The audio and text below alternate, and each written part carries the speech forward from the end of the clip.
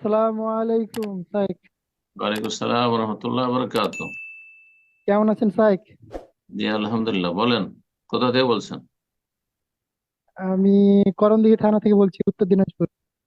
মাশাআল্লাহ, বলেন। বলছিলাম সাইক, আমাদের গ্রামের মসজিদের বারান্দা লাগালাগি একটি কবর আছে। কবরটি আগে হুম। কাঁচা ছিল, এখন পাকা ও উঁচু করে বারান্দার দিয়েছে। বারান্দার বাইরে না বারান্দাতেই?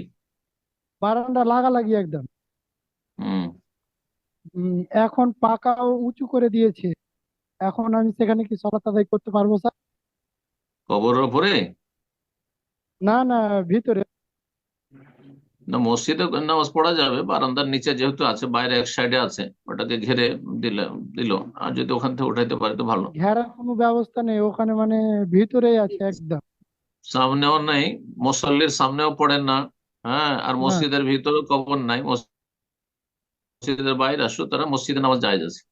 কবরকে সামনে করে নামাজ পড়া জায়েজ না। জি। কবর ওপরে নামাজ পড়া জায়েজ না। মসজিদে কবর রাখা জায়েজ নয়।